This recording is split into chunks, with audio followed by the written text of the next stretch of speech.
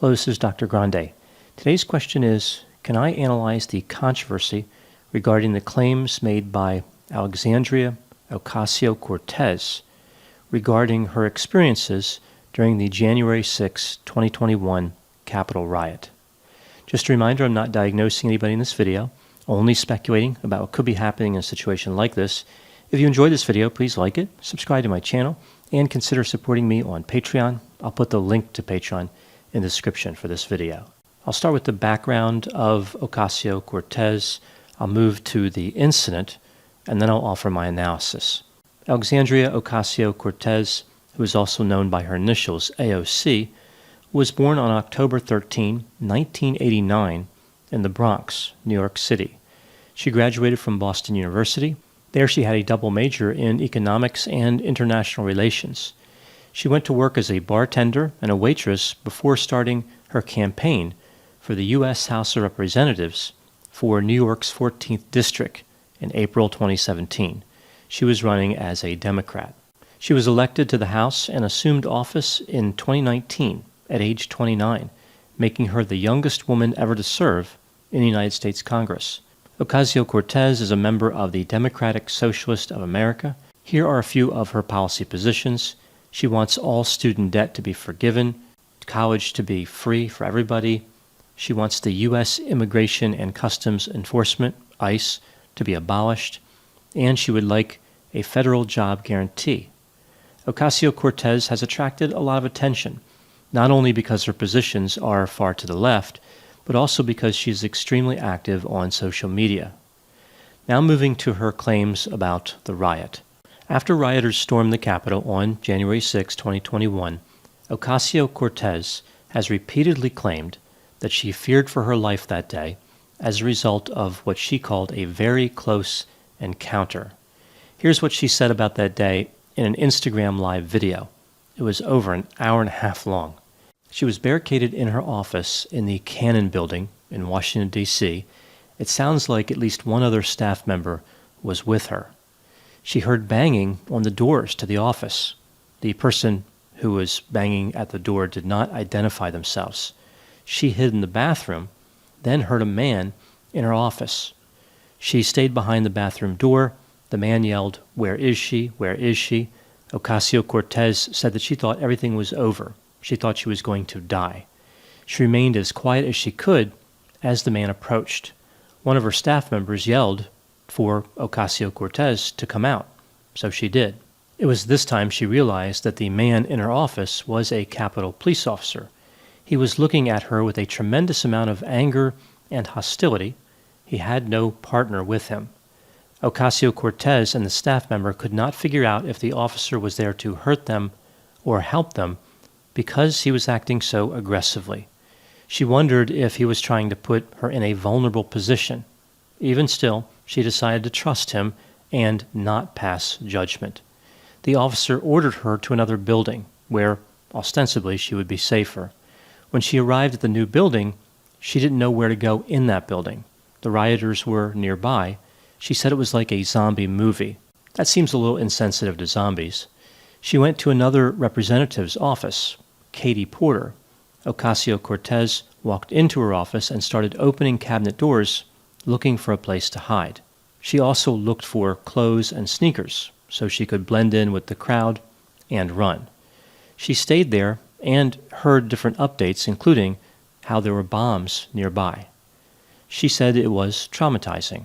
She said that because she was a survivor of sexual assault, she struggled with the idea of being believed. This is why she didn't reveal what happened at the Capitol right away.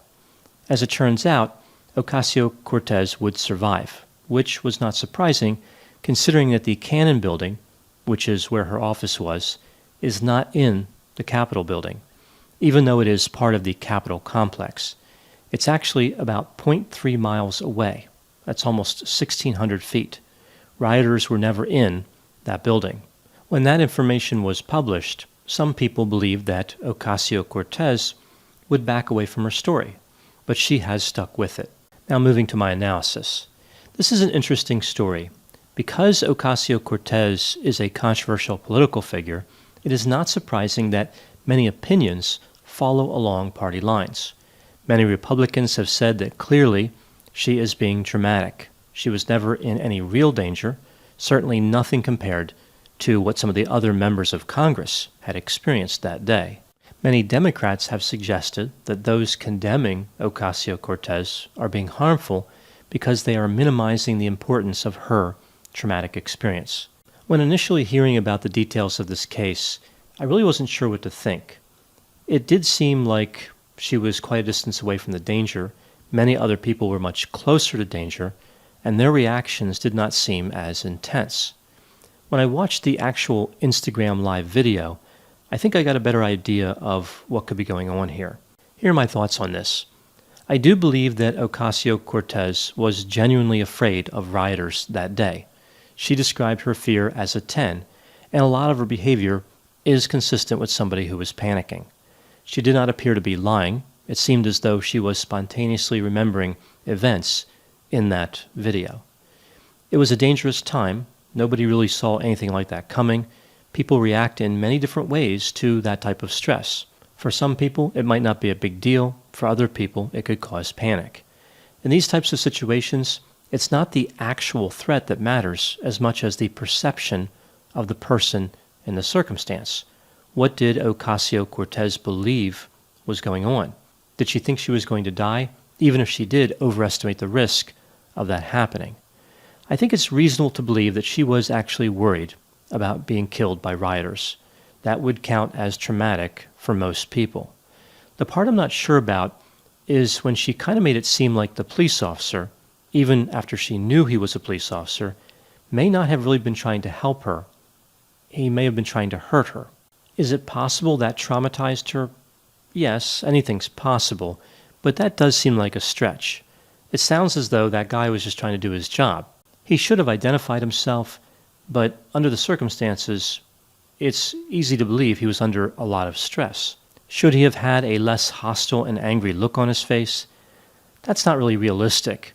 He might have been scared too, just like I'm not inclined to invalidate Ocasio-Cortez's experience.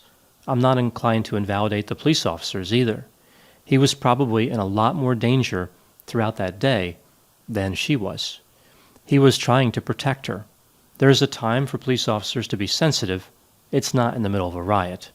Believing he was too aggressive is a little bit like calling a paramedic who pulled you out of a burning car too handsy, or complaining that the firefighter got you too wet. Do you have to use so much water? Can't you just politely tell the flames to subside? Other than political reasons and the fact that she was far from the Capitol building itself, why would people be so eager to believe that somebody like Ocasio-Cortez could be faking a traumatic experience? So here I'm talking about in general, not in this specific case. As I mentioned, I tend to believe that Ocasio-Cortez is telling the truth.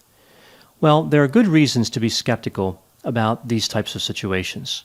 Not everybody who claims to have a traumatic experience is telling the truth. Now, some might say, look, people are going to lie. They're free to do that. Why should we care if people want to deceive us about these types of situations? What does it matter if everything in the world that can happen to somebody can count as a trauma? I think the difficulty is when people claim to be traumatized when they're not. They minimize the experiences of actual trauma survivors. It makes the word trauma meaningless, like it's some type of joke. Much like when people who are overly organized claim to have OCD, or people who are sad say they're depressed. Those terms mean something. They're just not casual words that can have any possible meaning. OCD is an official mental disorder, and depression is something that we see in several mental disorders like major depressive disorder. I have heard and seen some comically ridiculous examples, specifically around the idea of people claiming to have PTSD from alleged traumatic experiences when the situation really didn't seem to warrant that diagnosis. Here are a few examples.